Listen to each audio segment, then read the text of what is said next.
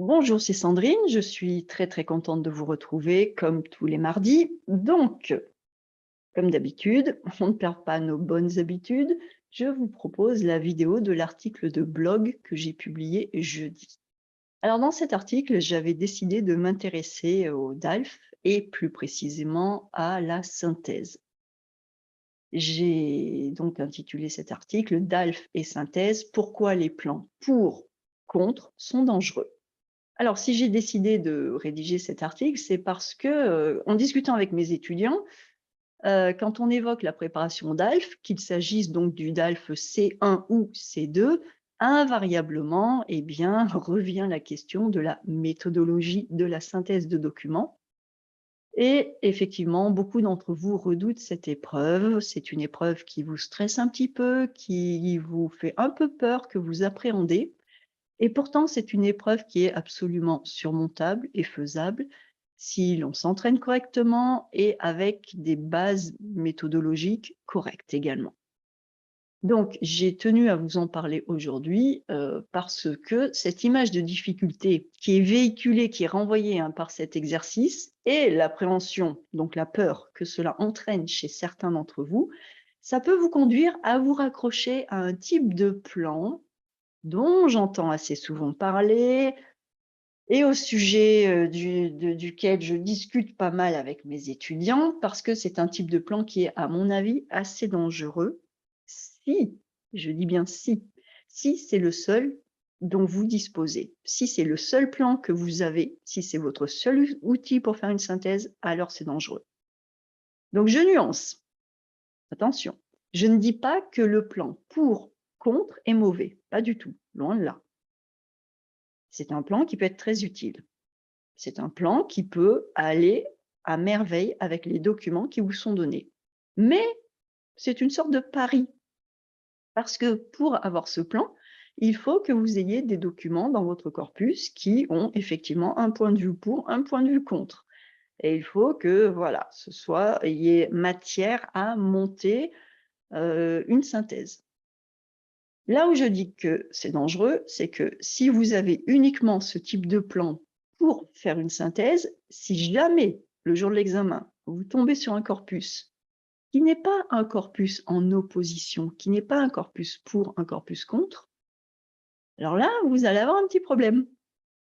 Parce que si vous n'êtes pas habitué à faire d'autres types de plans, c'est pas le jour de l'examen, avec le stress de l'examen, avec le chronomètre qui tourne, avec la pression de l'examen, ce n'est pas à ce moment-là qu'il va falloir commencer à réinventer la roue et à imaginer un autre type de plan. Donc, ce que je dis tout simplement, c'est que les plans pour et contre, tout à fait, je suis d'accord, mais ça ne doit pas être votre seul outil pour une synthèse. C'est très dangereux, parce que là, à ce moment-là, ça s'appelle mettre tous ses œufs dans le même panier. Et si le panier tombe, eh ben les œufs se cassent.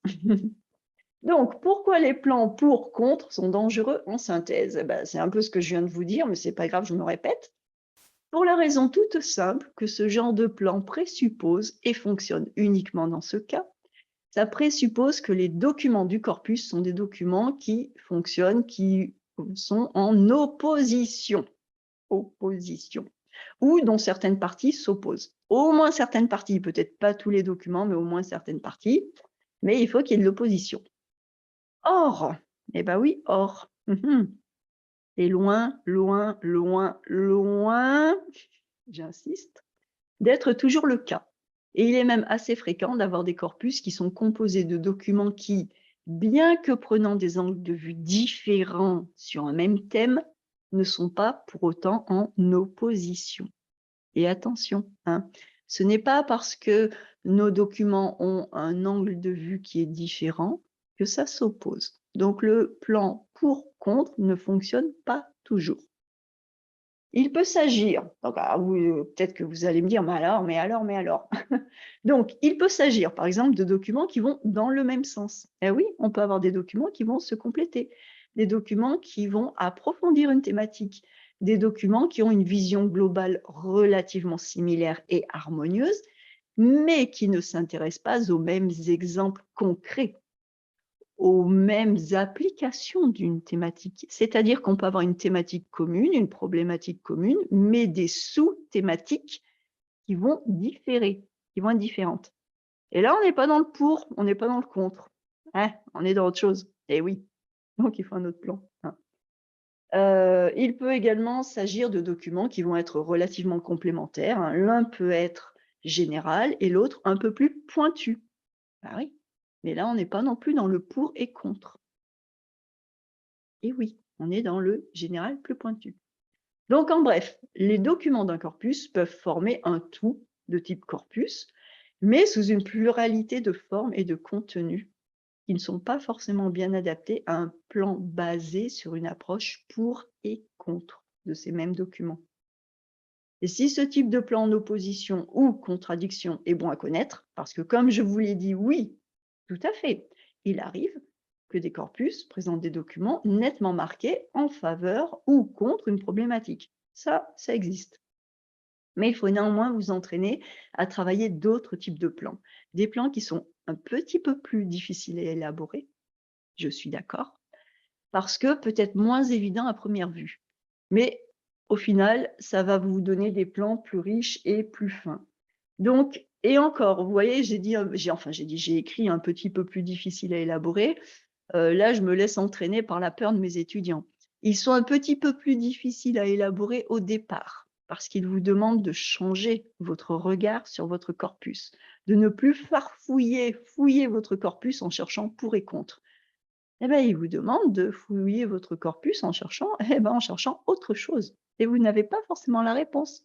C'est en lisant vos documents vraiment que vous allez monter votre plan. Alors qu'un plan pour, un plan contre, c'est rassurant parce que dès l'attaque, dès l'approche de votre corpus, vous cherchez le pour, vous cherchez le contre. Donc vous pouvez laisser plein de choses de côté.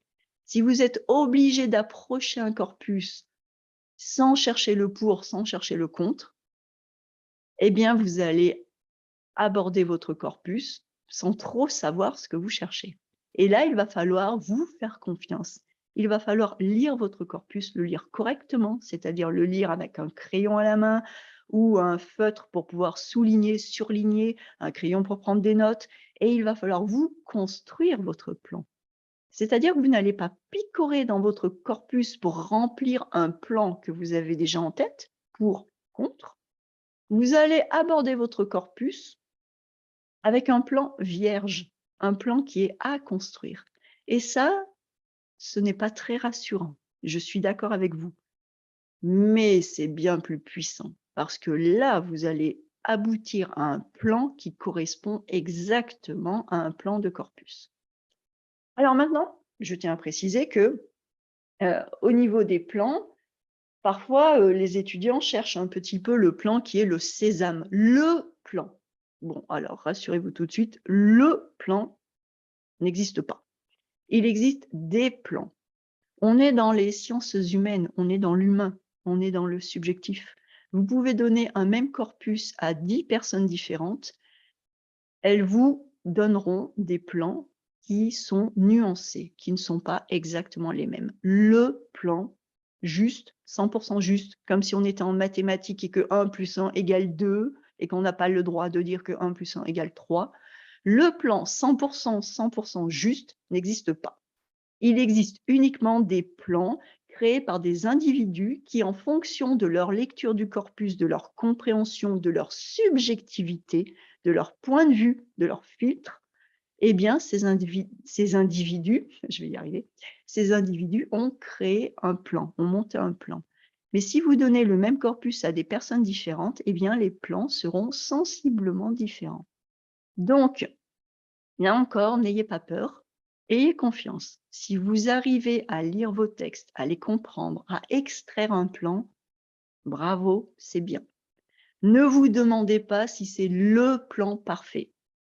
La seule chose qui peut vous dire que vous avez un mauvais plan, c'est si vous êtes en train de cacher sous le tapis des grosses parties du corpus. Si votre plan est déséquilibré, si votre plan s'intéresse bien plus à un document qu'à un autre, si votre plan ne sait pas quoi faire d'un des documents, si votre plan dit juste une ligne d'un document, Là, effectivement, vous avez un mauvais plan, il faut le reprendre.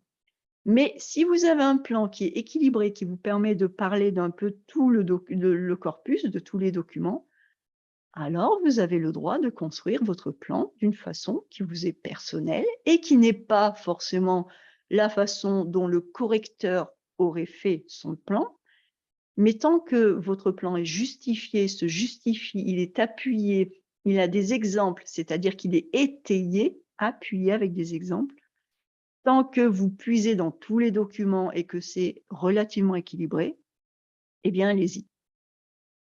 Et nous, je peux vous dire qu'en tant que correcteur, on apprécie d'être surpris par un plan. Vraiment, vous corrigez des copies de DALF, vous lisez, vous lisez, vous lisez des synthèses, OK, à la 15e, pouf, hein, vous commencez à saturer et là arrive un plan que vous n'aviez pas imaginé, que vous n'avez pas encore lu, mais qui tient debout, qui est correct. Ben, je peux vous dire que ce candidat est bien parti parce que, voilà, on a chacun une vision et il ne faut pas hésiter à l'exploiter. Ça, c'est très important. Donc ayez confiance en vous. Ça fait vraiment partie de la préparation. D'accord? Donc, voilà pour aujourd'hui. Je vous laisse réfléchir tout ça. Je vous ferai une autre vidéo dans quelque temps pour compléter, pour vous donner des propositions de plans. D'accord? Mais en tout cas, lisez vos textes, ayez confiance. Ayez confiance en votre jugement, en votre compréhension et ayez assez de confiance pour abandonner ces plans pour et contre. Enfin, les abandonner, pas complètement. Vous les gardez sous le coude, ça peut être utile. Mais voilà, sachez que il faut que vous ayez d'autres possibilités pour le jour de l'examen et pour faire une bonne synthèse. Donc, croyez en vos capacités, vous en êtes capable. Prenez le temps de lire les textes, plongez dans les textes, lisez-les correctement et créez votre plan. Je reviendrai dessus, je vous donnerai des exemples, on verra un petit peu ce que l'on peut faire avec des corpus. Sur ce, je vous souhaite une excellente semaine et je vous retrouve la semaine prochaine avec beaucoup, beaucoup de plaisir.